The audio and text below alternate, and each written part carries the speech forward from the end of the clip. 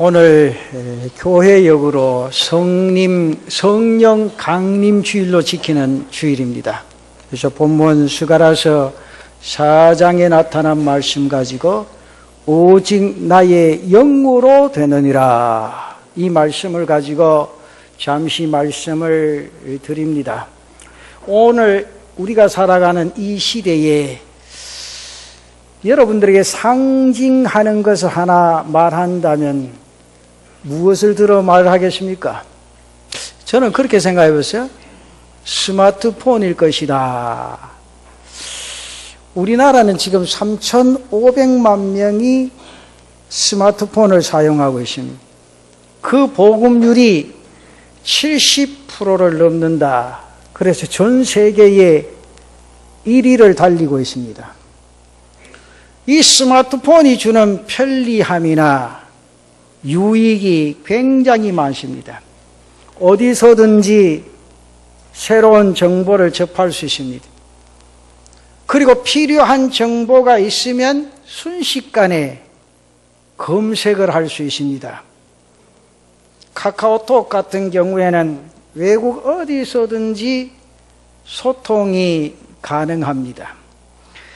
은행 어플이 있으면 그곳에서 은행 거래도 가능하고 주식 거래도 가능합니다. 참 편리한 세상이다, 그렇게 생각을 합니다. 그러나 이것이 주는 폐해도 만만치 않습니다. 인격적인 만남이나 인격적인 소통이 단절되고 있다는 거지요. 친구들끼리 만나도 이제 대화하기보다는 서로 인사만 하고 스마트폰을 만지작거리고 있습니다. 가족끼리 대화하는 것보다는 각자 스마트폰에 빠져 있다는 거죠. 이러니 인격적인 관계가 자연스럽게 단절될 수밖에 없습니다. 모든 기계는 우리에게 주는 편리함이 있습니다. 좋은 점이 있는가 하면 좋지 못한 점도 있기 마련입니다. 이것을 알고 사용할 줄 알아야 인간입니다. 자, 그런데 이 스마트폰을 사용하는 데 있어서 아주 중요한 것이 하나 있습니다. 그것은 바로 와이파이라는 무선망이지요. 이 무선망이 연결되어지지 아니하면 스마트폰이 제 기능을 다하지는 못합니다. 단지 2G로 사용하던 핸드폰 단말기와 다를 바 없게 된다는 거죠. 우리나라는요, 이 무선망 연결이 세계에서 제일 잘 되어 있는 나라입니다. 그래서 어디를 가나 쉽게 무료로 와이파이를 사용할 수 있습니다.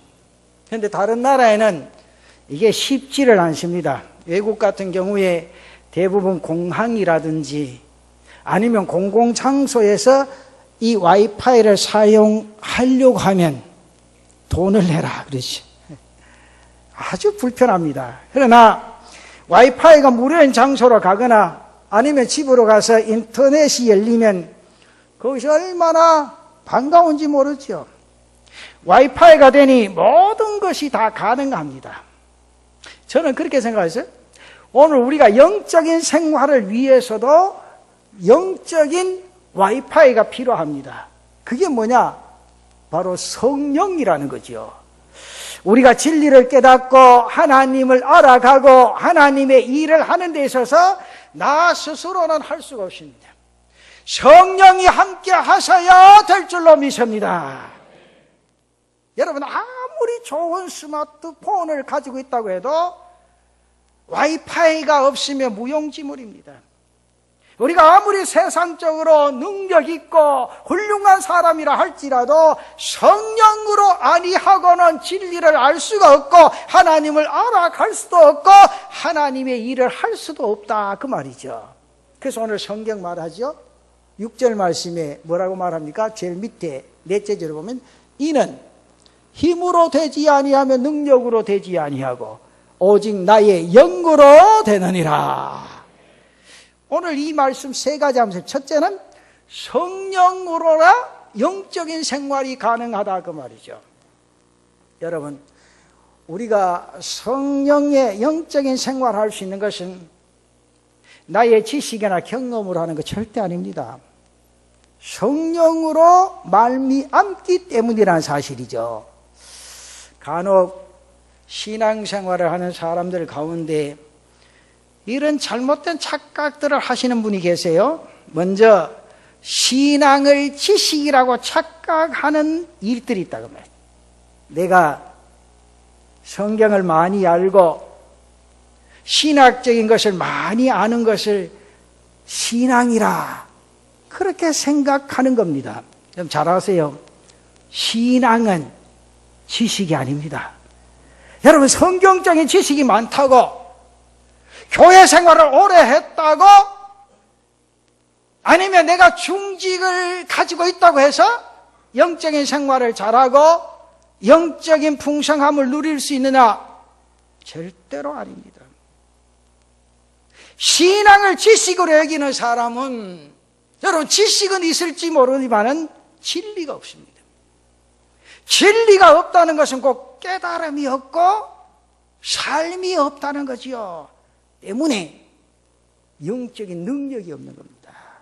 그리고 자기 힘으로 믿음을 가져보려고 노력하는 착각입니다.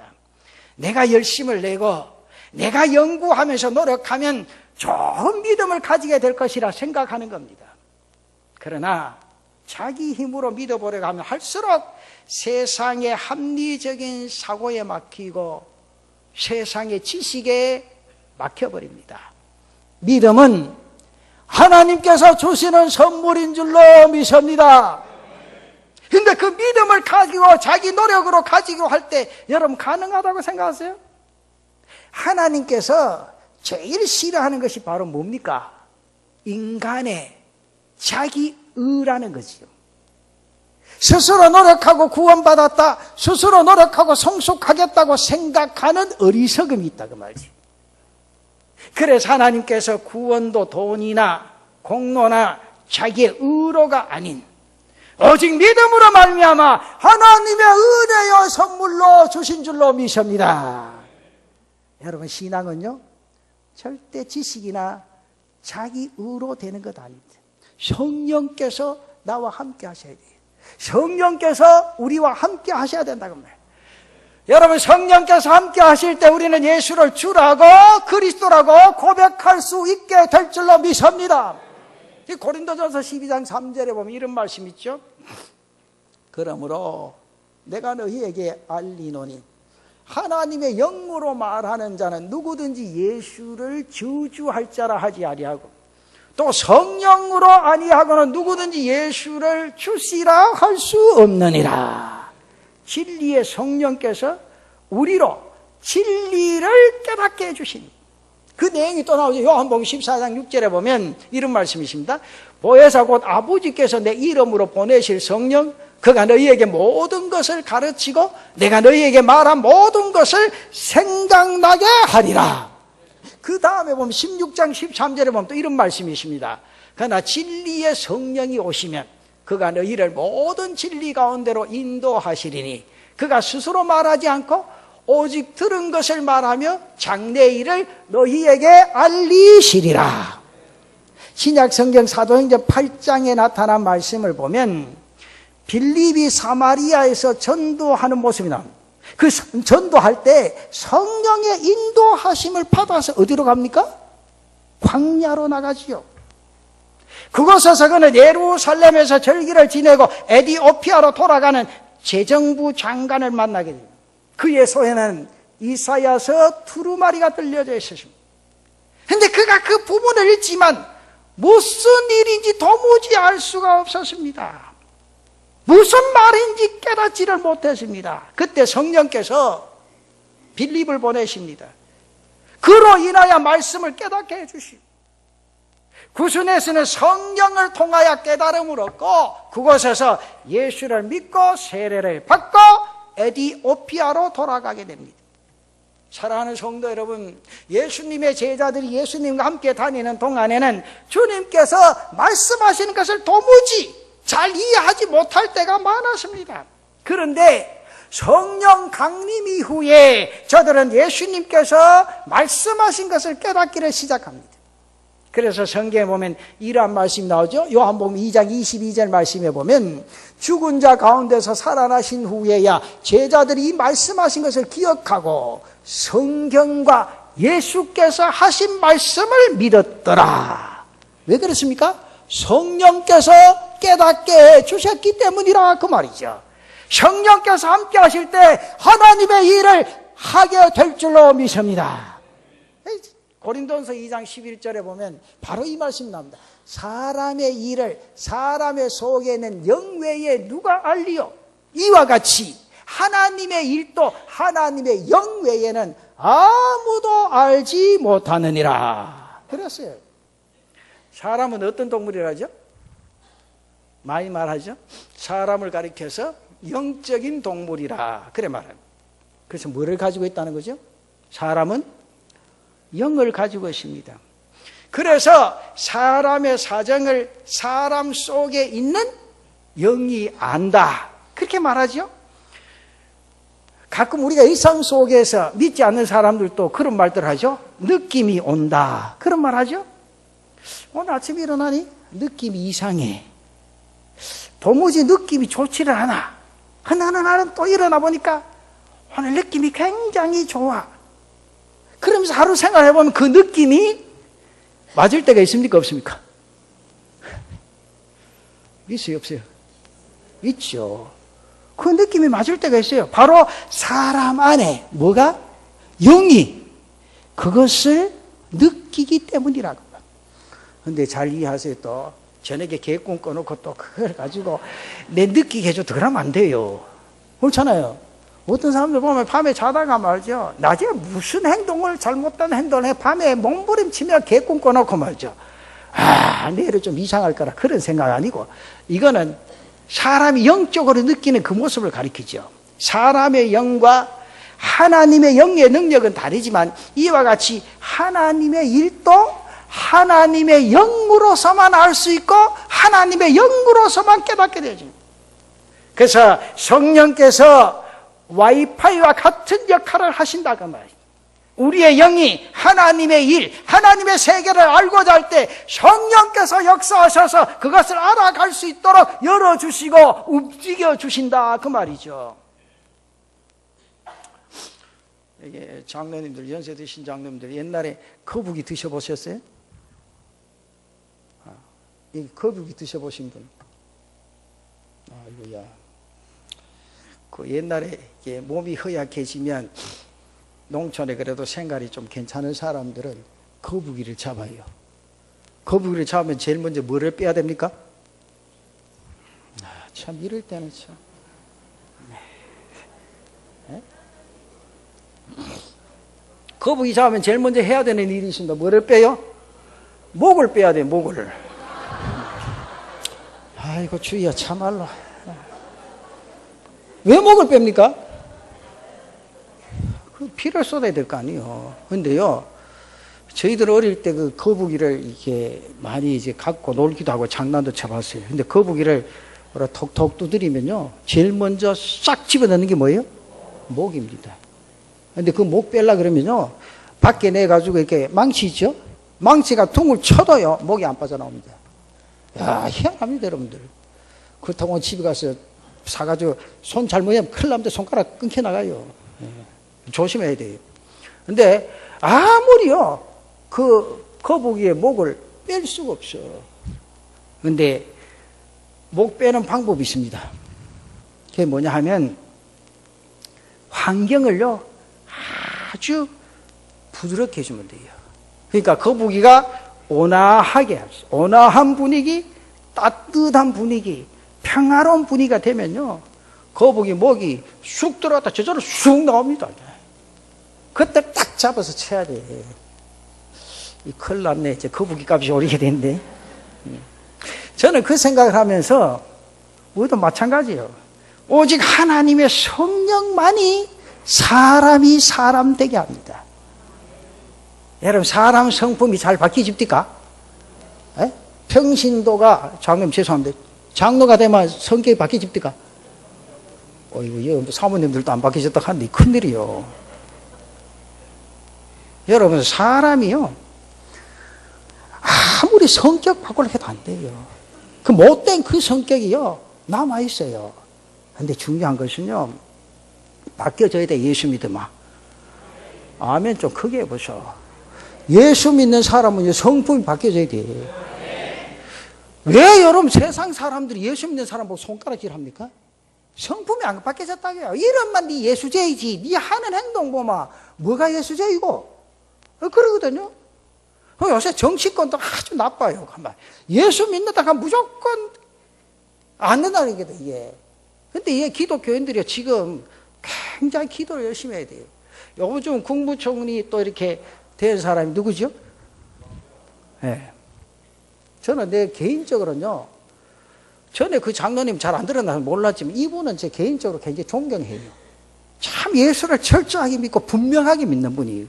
이 법무장관 하신 황교안 씨 말이요. 근데 이 사람이 지난번에 그것도 다 했잖아요. 청문회 다 했잖아. 그래도 지금 이제 뭐까지 달라들라고 하면 네 예수 믿는 사람 아니고 요까지 달라드는 이게. 여러분 잘 아세요. 요걸 뒤에서 조종하고 돈 들이가 파헤친 사람이 있어요. 우리나라는 참 큰일 났어요. 나는 그거 보고요, 죄 없는 사람이 돌로 들어 철학했지만 내 한번 그 와서 설교 한번 하러 가면 그 설교를 딱 하고 목회 그만둘까 싶어요. 안 묻는 사람이 있으면 너 파헤쳐 봐라. 나는 묻는 게 없으니까 내가 설교를 이래 한다. 이게 되겠나 세상이. 예수 믿는 사람이라고 아예 반대하고 안 된다는 거예요. 종교 편향이라고. 뭐가 종교 편향? 내 속으로 그렇지. 예수 믿어야 선한 양심 가질 거 아니요. 신앙을 가져야지 뭐 똑바로 할 거 아니요. 여러분 생각해보세요. 그 기도 많이 하이소. 저는 그래 개인적으로 그분 딱 그 박 대통령이 사람은 잘 볼 줄 아는 봐. 이게 믿음 좋은 사람 딱 집어내는 거 보면, 그 사람 딱 시기면 느낀단 말이지. 또 벌써부터 말이지. 종교 편향주의라고 그러겠지. 이게 되겠어요? 근데 중요한 것은 성령만이 사람이 사람 되게 한다는 거죠. 사람의 성품을 바꿀 수 있고 사람이 달려가는 그 길을 바로 달려갈 수 있도록 역사하시고 세상을 바꿔준다고 말이죠. 여러분 이 세상에 그 어떤 것도 사람을 바꾸지를 못해요. 돈으로 바꿀 수 있습니까? 아니요. 재능으로 바꿀 수 있습니까? 아니죠. 기술로 바꿀 수 있으면 절대 아닙니다. 여러분 권력으로 바꿀 수 있으면 절대 아닙니다. 성령이 성경에 말해요. 역사가 증명을 합니다.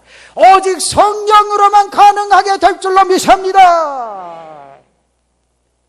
그래서 우리는 예수 믿으면 어떤 삶을 살아야 돼요? 영적인 삶을 사셔야 돼. 그리스도를 주로 시인하고 고백하면서 진리 안에서 살아가는 삶, 믿음의 성숙과 함께 강하고 담대한 사람으로 살아가는 삶, 변화되는 인격의 삶을 살아야 된다고 봐요.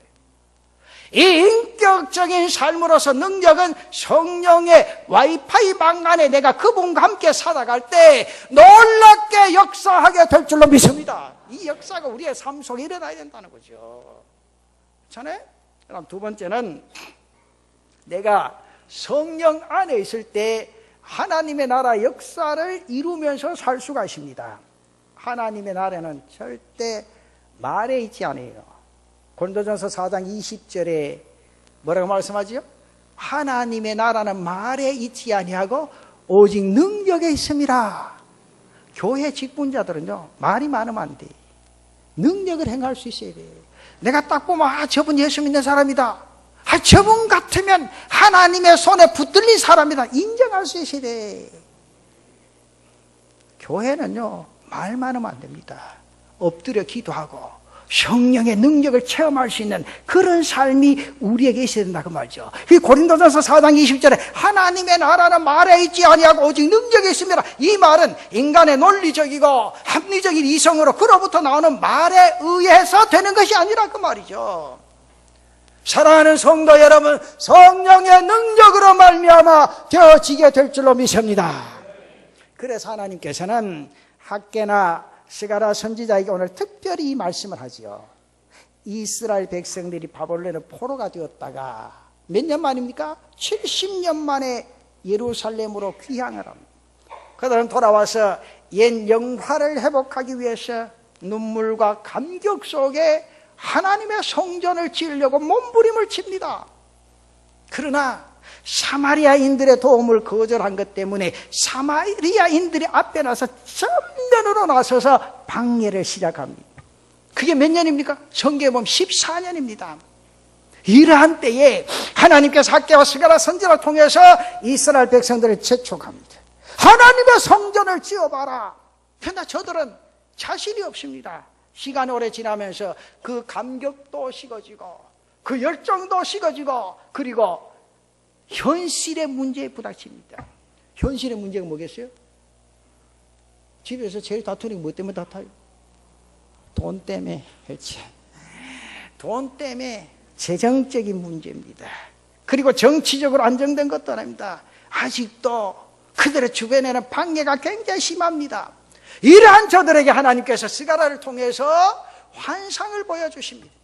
8가지 환상을 보여주시는데 오늘 본문에 나타난 말씀은 5번째 환상을 보여준, 여기 뭘 보여주십니까?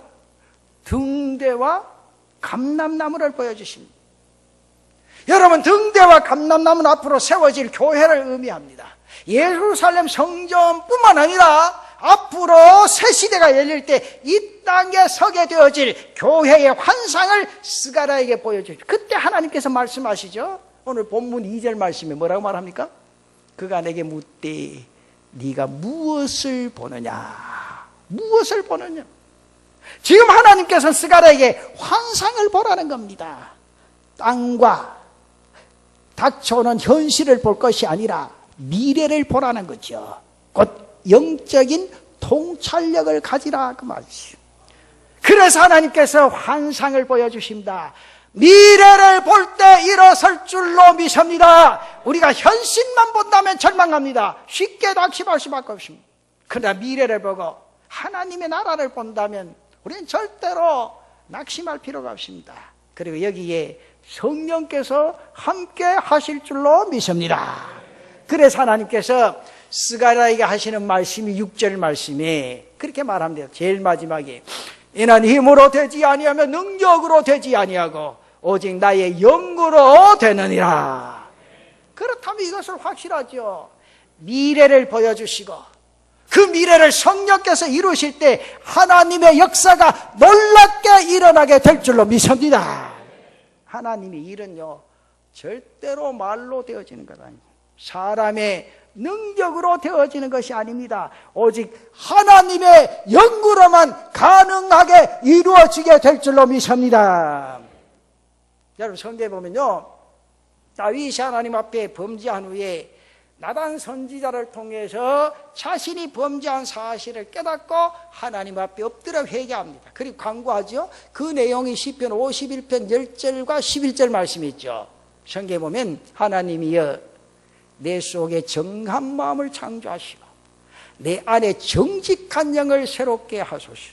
나를 주 앞에서 쫓아내지 마시고, 이거 중요한 건 마지막에 주의 성령을 내게서 거두지 마시고.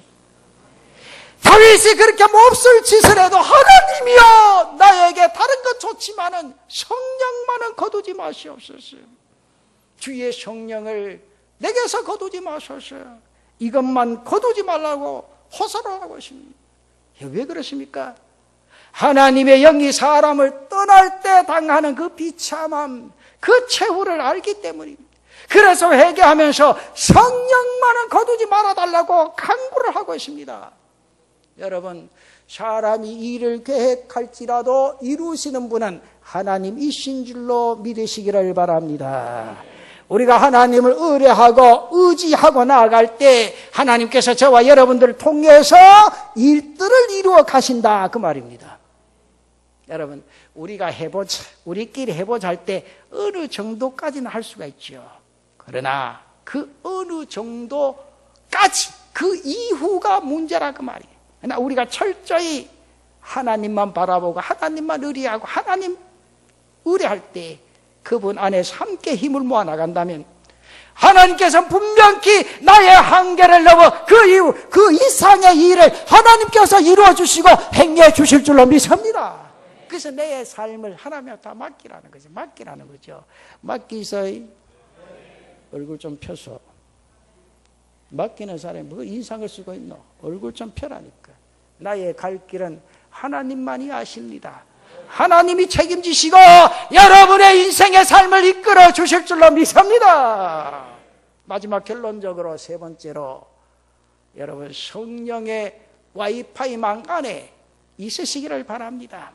우리가 힘있는 영적인 삶을 살면서 하나님의 일을 행하면서 살아가기 위해서는 성령의 와이파이망을 절대로 벗어나서는 안 됩니다. 그분 안에 있어야 된다 그 말이에요. 여러분, 내가 조금이라도 멀어지면 그 힘은 약하고 그 영향력은 미미해질 수밖에 없습니다.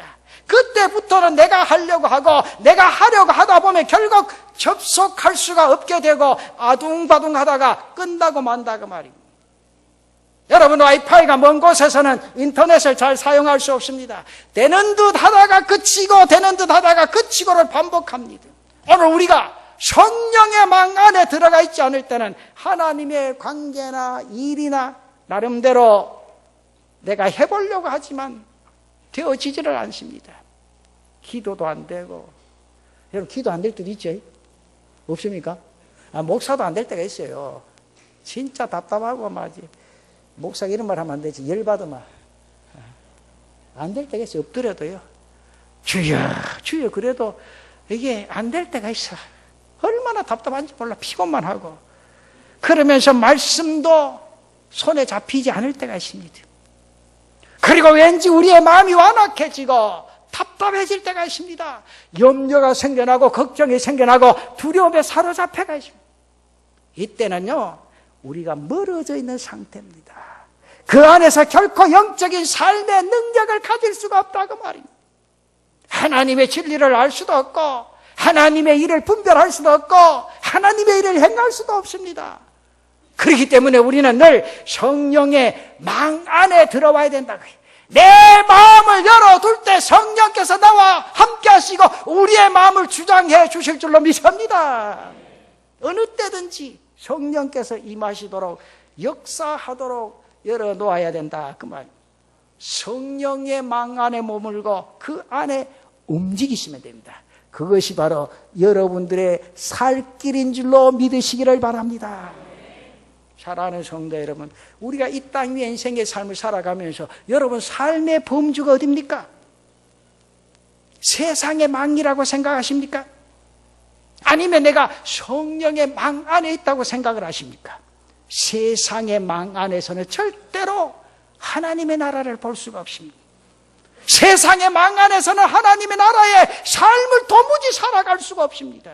오늘 내 자신이 성령의 망 안에 들어갈 때 우리는 하나님의 구원과 역사를 온전히 바라보고 믿을 수가 있고 고백할 수 있고 진리를 깨닫고 진리 안에서 이 땅의 삶을 살아가게 될 줄로 믿습니다.